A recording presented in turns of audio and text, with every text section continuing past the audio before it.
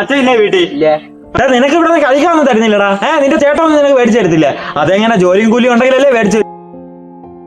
ഇത് എന്ത് കോലടാ, കൈ നോക്കുന്ന കാലൊക്കെ നോക്കിയാണ്. നീയൊക്കെ ജിമ്മിൽ പോയിട്ട് ഒരു കാര്യമില്ല. ഈ പട്ടീരെ ശരീരം പോലും ഇല്ലടാ നിനക്ക്. ഡാടാ, ഈ വന്ന കാലത്തെ ഒരു പെണ്ണ് നിന്നെയൊക്കെ നോക്കണമെങ്കിൽ ശരീരം വേണം, മനസ്സിലായ? ഈ ശരീരം വെച്ച് നടന്ന ഒരു പെണ്ണ് നിനക്കൊക്കെ കിട്ടത്തില്ല. അത് ശരീരം കൊണ്ട് നന്നാക്കാൻ നോക്ക്. ഇവനൊക്കെ 4 പേരെ മുമ്പിൽ തന്നെ എങ്ങനെ നോക്കുന്നേ? പേടിക്കുന്നു. ഓക്കെ.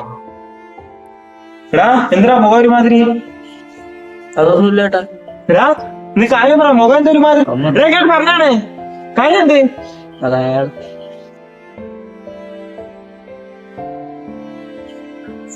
ഇതെന്തായാലും ഇങ്ങനെ വിട്ടാ പറ്റത്തില്ല. ചോദിച്ചാ പറ്റില്ല. നീ വാങ്ങാനാട്ടി കണക്കുകളൊക്കെ ഒന്ന് നോക്കട്ടെ. ഇന്ന് അയാളടുത്ത് 5-6 പറഞ്ഞിട്ട് തന്നെ കാര്യം. ഇന്നെനിക്ക് 5-6 പറയണം.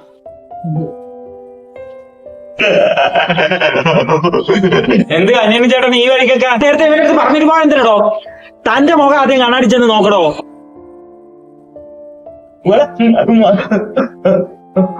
തന്റെ ഈ കുണം കൊണ്ടാണ് ഈ ചെറുക്കൻ തന്നെ ഇങ്ങനെ ആയിപ്പോയത്. പിന്നെ താൻ നമ്മുടെ ജോലിയെ പറ്റി പറഞ്ഞ് ഭാര്യ അയച്ചിരുന്ന പൈസക്കല്ലേ താൻ ഇവിടെ തിന്നും കുടിച്ചും കിടക്കുന്നത്. അതിനപ്പുറം നമ്മൾ ചെയ്യുന്നില്ല. മിണ്ടാരിടാ.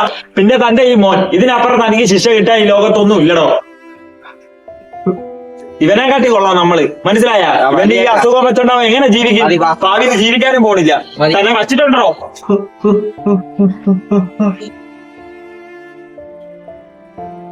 നിക്കേട്ടാ, ശരിയായില്ല. എന്തായാലും ശരിയായില്ലെന്ന് അവനെ പറയേണ്ട ആവശ്യമില്ലായിരുന്നല്ല. വായി തോന്നുന്ന പറയുകയും ചെയ്യും. ദേഷ്യത്തിന് പറയുമ്പോ നമ്മള് ശ്രദ്ധിക്കേണ്ട. അവ ആ പാവം ചെറുക്കൻ എന്തിനാ കഴിവില്ലാത്ത പൊട്ടമെന്ന് പറഞ്ഞാൽ ആ ചെറുക്കനാണ് കളിയാക്കുന്നത്. അവന്റെ മനസ്സ് എത്ര സങ്കടപ്പെട്ട് കാണുന്നു. മോനെ തോന്നുന്നു പറഞ്ഞപ്പോ നിന്നോട് എന്തൊക്കെ പറഞ്ഞു. സോറിടാ മോനെ, നീ ക്ഷമിച്ചേക്ക്. അതൊന്നും കുഴപ്പമില്ല.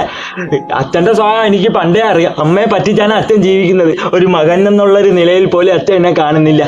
എന്നെ വെറുതെ ഇവിടെയൊക്കെ അടിക്കുകയും ഇതൊക്കെ കീറുകയും പിച്ചയൊക്കെ ചെയ്യും.